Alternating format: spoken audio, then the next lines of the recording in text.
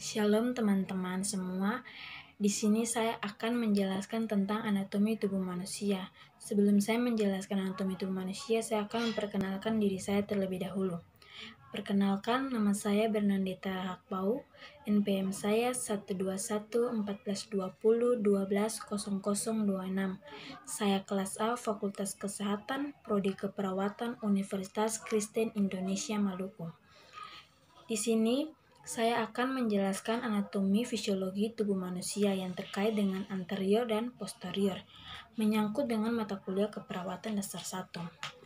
Yang pertama-tama kita harus tahu apa itu anterior dan posterior. Jadi, anterior atau ventral merujuk kepada depan anatomi tubuh manusia, dan posterior atau dorsal merujuk ke belakang anatomi tubuh manusia. Yang saya dapat dari buku anatomi tubuh manusia yang anterior depan, sedangkan posterior belakang. Yang pertama, frontal. Frontal terdiri dari otak besar, otak kecil, batang otak, thalamus, hipotalamus, sistem limbik, ganglia basalis. Frontal berfungsi untuk mengendalikan gerakan, ucapan, perilaku, memori, emosi, dan kepribadian. Orbital. Orbital terdiri dari pupil, kornea, sklera, konjuktiva. Orbital berfungsi menahan dan melindungi mata. Yang berikut, nasal terdiri dari membran mukosa, lubang sinus. Nasal berfungsi untuk melembabkan, menghangatkan, dan menyaring udara ke tubuh. Yang berikut, bukal terdiri dari tulang pipi. Bukal berfungsi, rongga bukal berada di bagian dalam mulut. Yang berikut, oral terdiri dari gigi, lidah. Oral berfungsi untuk tempat masuk makanan, untuk dikunyah, berkomunikasi, dan pertahanan tubuh. Mental terdiri dari psikoanalisa, behavioristik, humanistik. Mental atau dagu adalah bagian bawah dari wajah pada anatomi manusia. Yang berikut, akrominal terdiri dari sendi peluru. Akrominal atau bahu adalah bagian tubuh yang sering menjadi tempat sandaran beban yang ditarik atau diangkat. Sternal terdiri dari menjaga organ dalam dada, merengatkan tulang dengan otot, membentuk kerangka, membantu pernapasan. Sternal atau dada adalah salah satu bagian dari rangka manusia. Fungsinya perlindungan terhadap organ tubuh vital seperti jantung dan paru-paru. Tepat melekatnya otot dan alat gerak pasif. Aksilar atau ketiak adalah daerah limpatan tubuh manusia yang menghubungkan lengan atas dengan bahu. Fungsinya perlindungan dari gesekan, perlindungan dari serangan bakteri, dan perlindungan dari zat-zat racun. Coiphus atau badan payudara. Areola putih susu atau papila. Mamari atau payudara adalah salah satu organ krusial bagi wanita, fungsinya untuk memproduksi ASI. Yang berikut, abdominal. Abdominal terdiri dari perut, hati, kandung empedu. Abdominal atau perut adalah bagian tubuh antara dada dan panggul. Fungsinya, tempat sebagian besar saluran pencernaan ditempatkan. Yang berikut, brachial. Brachial atau lengan, fungsi melenturkan lengan pada sendi siku. Yang berikut, antekubital. Antekubital atau siku adalah salah satu bagian yang bentuknya mirip lutut, fungsinya menunjang aktivitas seluruh tangan manusia. Yang berikut, antebrachial atau lengan bawah, fungsinya untuk memberi gerakan pada pergelangan tangan dan tangan. Yang berikut, umbilikal atau tali pusat, fungsinya plasenta viabilitas atau kelangsungan hidup dan memfasilitas embrio dan janin.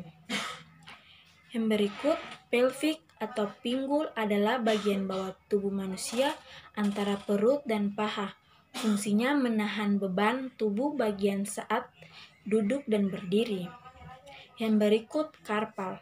Karpal atau pergelangan tangan adalah sebagai alat gerak tangan, fungsinya penghubung tulang jari dan pangkal lengan. Yang berikut palmar. Palmar berfungsi menembakkan jari-jari ke arah jari tengah. Yang berikut saya akan membahas tentang bagian posterior.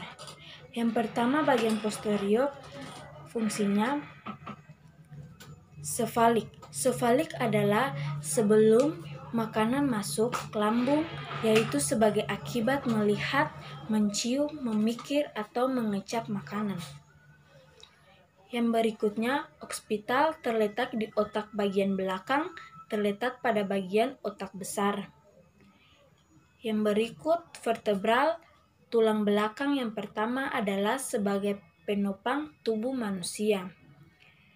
Yang berikut, skapular berfungsi untuk melindungi bagian tubuh dada dan punggung. Brachial. Brachial adalah jaringan saraf yang bertugas mengirim sinyal dari tulang belakang ke bahu, lengan, dan tangan. Yang berikut, dorsal. Dorsal berfungsi untuk mengandung badan neurosensorik, impuls akan masuk melalui dorsal. Yang berikut, ekstremitas atas memiliki bentuk panjang yang mirip dengan tongkat, bagian ujungnya berhubungan dengan bahu, membentuk kepala sendi yang bundar atau disebut caput humeri. Yang berikut, lumbar. Lumbar berfungsi sebagai prosedur pengambilan cairan tulang belakang dan otak. Yang berikut, skalar. Skalar berfungsi untuk memutuskan dan menyambungkan aliran listrik. Yang berikut, ekstremitas bawah atau otot anggota gerak bawah. Fungsi adalah salah satu otot tubuh yang terletak pada anggota gerak bawah. Yang berikutnya, gluteal.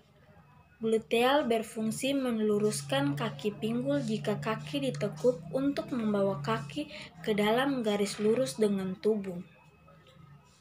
Yang berikutnya, perineal berfungsi jaringan otot vagina dan anus yang menopang rongga panggul.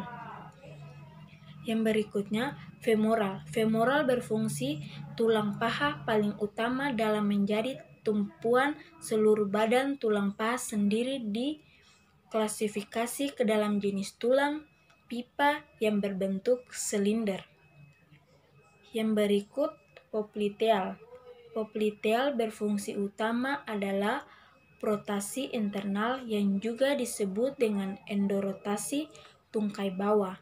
Selama perjalanan belakang, sendi lutut dan meniskus lateral selama gerakan fleksi lutut. Yang terakhir, flantar. Flantar berfungsi sebagai penyangga telapak kaki dan peredam getaran ketika berjalan. Yang berikut, calcaneus. Calcaneus juga berfungsi sebagai asal untuk berperan otot pendek yang membentang di sepanjang telapak kaki dan mengontrol jari-jari kaki. Yang berikut, humerus. Humerus atau tulang atas adalah untuk gerak badan atas manusia. Tangan kita selalu berguna banyak, maka tulang ini berfungsi. Tulang lengan atas menjadi bagian tulang anggota gerak atas yang paling besar dan panjang. Yang berikut, skapular. Skapular berfungsi penghubung antara otot antedon pada bagian lengan serta punggung, yang memungkinkan terjadinya gerakan di antara kedua bagian. Itu seperti di saat sedang merenggangkan tubuh atau juga mengangkat tangan jauh ke atas sampai tulang punggung ikut itu terangkat ke atas. Yang berikut, sural.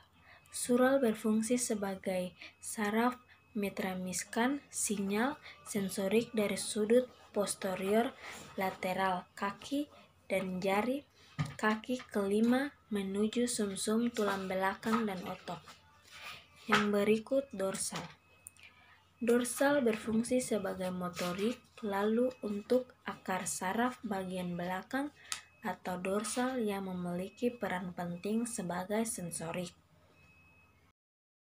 Ya teman-teman, itulah hasil dari penjelasan saya tentang anatomi tubuh manusia. Jika ada kata yang salah, saya mohon maaf. Sekian dan terima kasih. Shalom.